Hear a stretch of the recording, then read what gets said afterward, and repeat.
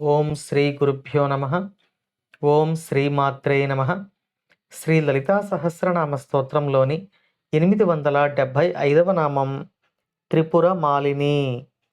ఈ నామానికి మంత్రస్వరూపం శ్రీ త్రిపుర మాలిన్యై నమ.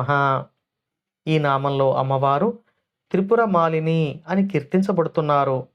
మనం వరుస నామాలలో అమ్మవారి యొక్క 3 అవస్థల గురించి చెప్పుకుంటూ వస్తూ ఉన్నాం.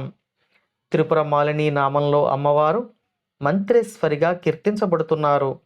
అమ్మవారి యొక్క పంచదశి మహామంత్రంలోని 3 కూటములే త్రిపురములు అని పిలువబడతాయి.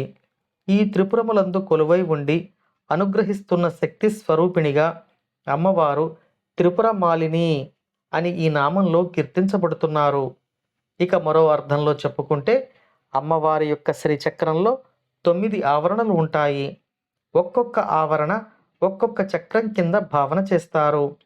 అంతర్దశార చక్రంలో ఉన్న చక్రేశ్వరి యొక్క నామం త్రిపుర మాలిని అని అమ్మవారిని కీర్తిస్తుంది. ఈ ఆవరణకే సర్వరక్షాకర చక్రము అనే పేరు ఉంది.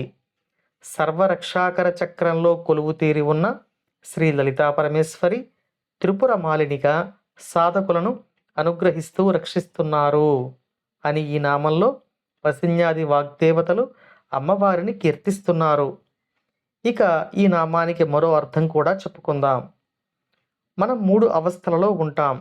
అవి జాగృత అవస్థ, స్వప్నావస్థ, సుషుప్తి అవస్థ.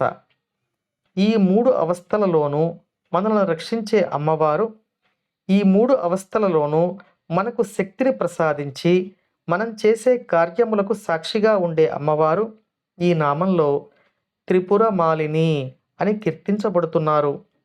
అమ్మవారి రక్ష మనకు ఎల్లవేళలా ఉండాలని కోరుకుంటూ ఓం శ్రీమాత్రే నమః.